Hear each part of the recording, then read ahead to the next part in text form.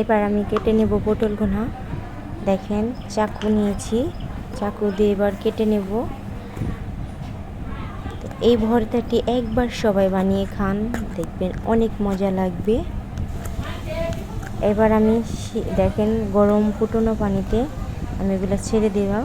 দেখেন হালকা করে গ্যাস পাওয়ারটা কমিয়ে দিলে ফুটি ফুটি পানিটা গরম হবে, তো দেখেন অনেক ভালো সিদ্ধ হয়ে যাবে। পানিটা গরম করে ছেড়ে দেবেন, তাহলে ভালো সিদ্ধ হবে। দেখেন এবার সিদ্ধ হচ্ছে, সাথে কাঁচামরিচ দিয়ে দিচ্ছি যেন একাত্রে সিদ্ধ হয়ে যায়। দেখেন সিদ্ধ হয়ে গেছে আমার পটল।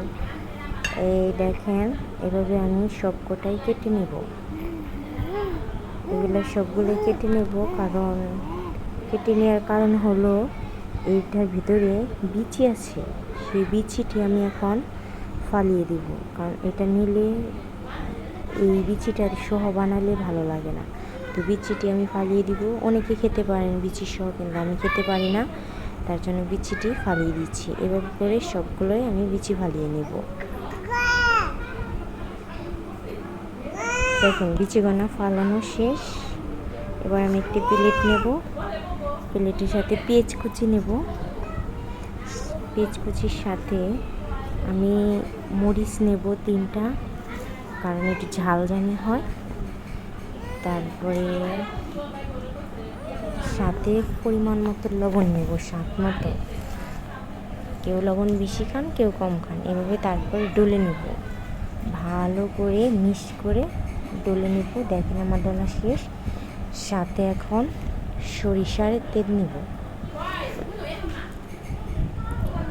সরিষার তেল নিয়ে দেখেন আমি ভালোভাবে আবার ডলে নেব।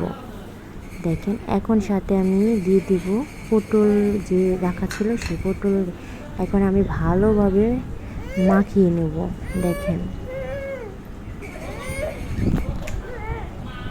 এটা আমি ভালোভাবে মাখিয়ে নেব।